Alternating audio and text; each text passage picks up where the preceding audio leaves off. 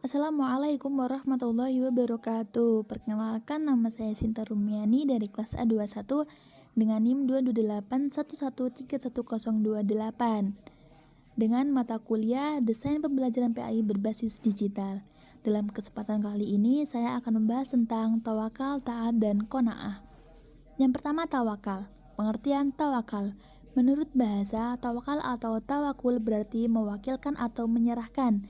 Dan menurut istilah, tawakal berarti berserah diri sepenuhnya kepada Allah Subhanahu wa taala dalam menghadapi atau menunggu hasil suatu pekerjaan atau menanti akibat dari suatu kondisi.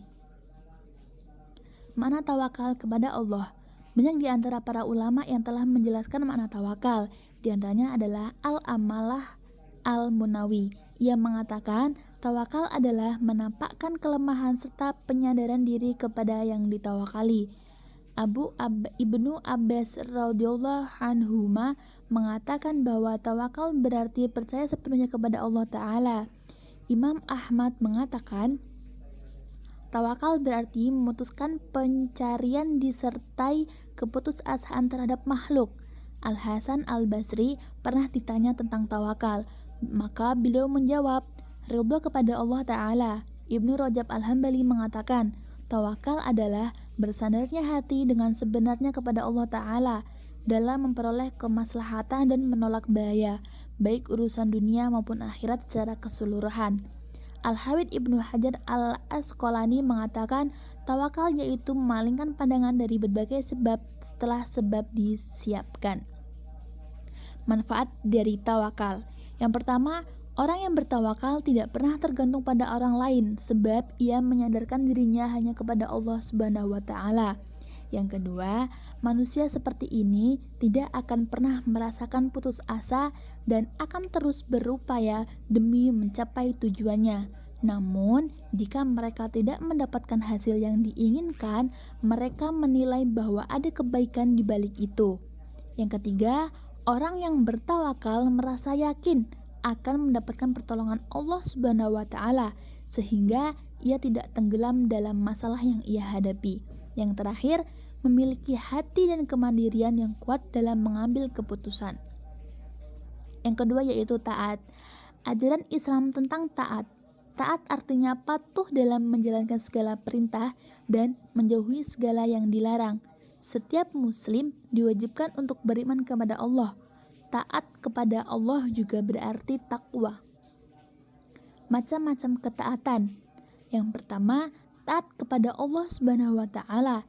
Yang kedua, taat kepada Rasul-Nya. Yang ketiga, taat kepada ulil amri atau pemimpin. Mengapa manusia tak harus taat beribadah? Yang pertama, memenuhi tujuan penciptanya. Yang kedua, memenuhi janji kepada Allah Subhanahu wa taala. Yang ketiga, memberi makan rohani. Yang keempat, jalan kebahagiaan di dunia. Yang kelima, jalan kebahagiaan di akhirat. Dan yang keenam, syarat memperoleh rahmat Allah Subhanahu wa taala. Deskripsi perilaku taat kepada Allah. Yang pertama, beriman kepada yang gaib. Yang kedua, mendirikan sholat. Yang ketiga, beriman kepada kitab Al-Quran dan kitab-kitab yang diturunkan Allah sebelumnya.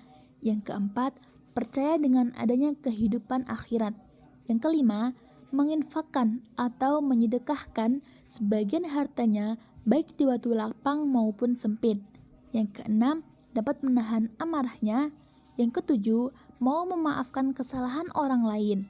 Yang kedelapan, apabila berbuat keji atau dosa, segera ingat kepada Allah dan memohon ampun kepadanya secara tidak mengulangi perbuatan dosanya. Yang ketiga yaitu qanaah.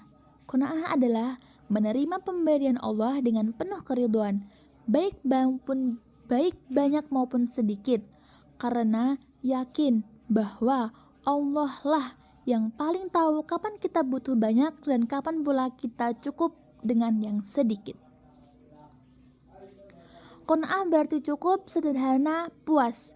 Sedangkan menurut istilah, qanaah artinya sikap merasa cukup apa yang telah dianugerahkan Allah Subhanahu wa taala kepada kita.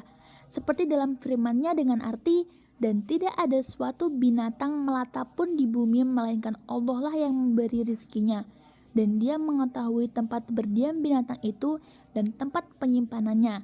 Semua tertulis dalam kitab yang nyata, Lauhul Mahfuz.